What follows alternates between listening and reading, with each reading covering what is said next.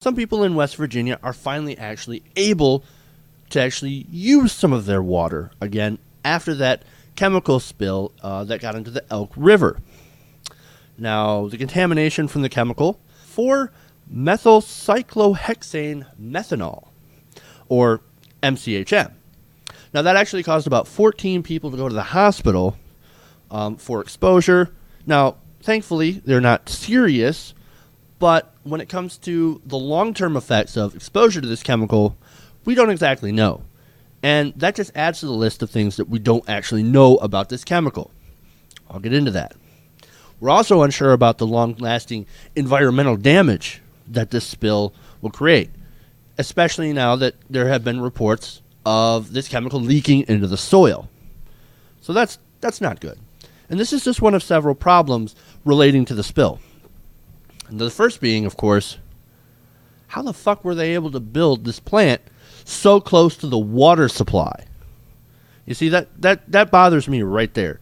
That's sort of a big red flag. How could you build a chemical plant like this so close to an important water supply? Now, not only that, but the next question is, or I should say the next concern is, that we don't actually know that much about this chemical. Now, a person named Elizabeth Sharman of West Virginia's Poison Control Director, she had said about this chemical, MCHM, quote, "We don't know the safety info, how quickly it goes into the air, or even its boiling point." So this is basic information about this chemical that these people don't know about. We don't know the effects. We don't know the long-term effects. And we certainly don't know the environmental effects of exposure to this chemical. Not good. Not good. So basically, we put up a chemical plant with a chemical we don't know very much about next to a major water supply, and somehow that's okay. Somehow nobody was worried about this, especially with the lax oversight that has been proven to exist. Nobody had the slightest idea. Oh yeah, nothing will go wrong. It's not like it's going to leak into the water supply or anything like that. Come on.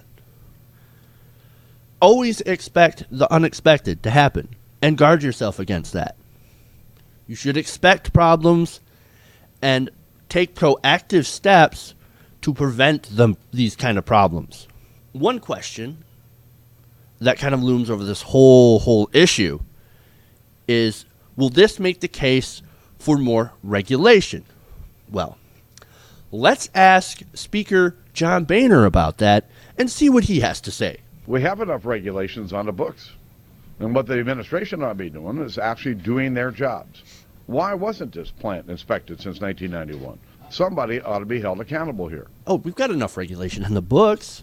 I see. Oh, that's it. So we have enough regulation. So apparently regulation wouldn't have actually helped, right? Except that no, you are absolutely wrong. We did not have enough regulation. West Virginia law, for example, does not require inspections for chemical storage facilities like this one. Really? So this place was really unregulated because it didn't produce the chemicals. It just stored them.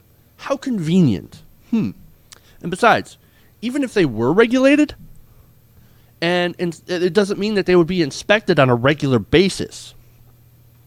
Now, John Boehner had asked, and it's a good question, why this plant hadn't been inspected since 1991. Well, John, that's because of your dumb ass. All this deregulation by the Republicans of the industry and the budget cuts have actually made it impossible to inspect all of these plants on a regular basis.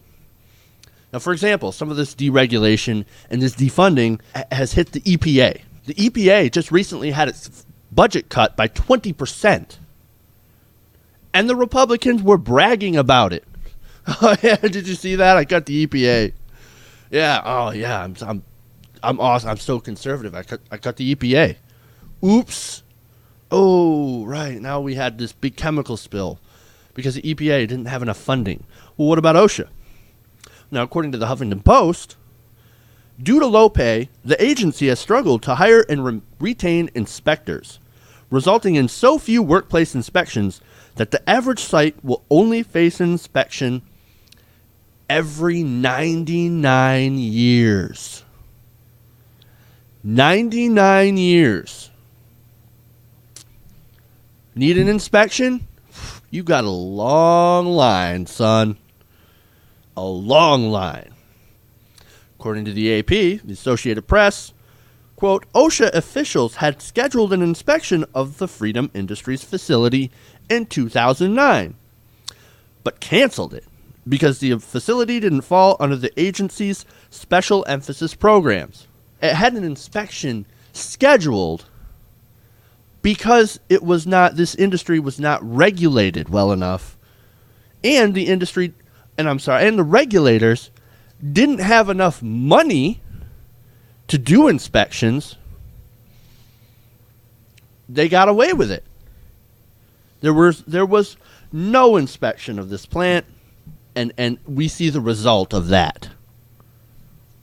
Defunding and deregulation caused this disaster. And what's the Republican response? Let's deregulate some more. Get those costly regulations and burdens out of the way, which I'm sure there are definitely some burdensome and costly regulations in place. There is no doubt. But this is not one of them. And look, West Virginia isn't exactly a liberal bastion. Okay? But I hope now they'll actually realize that there is regulation there for a reason. And that not all regulation is bad regulation. And the reason that some of this regulation exists is so that places like Freedom Industries can't actually pollute their water to make an extra buck. There is something else to note, is that Speaker Boehner got about $5,000 from Freedom Industries. Follow the money, guys. It's going to lead you to all your answers. Follow the money.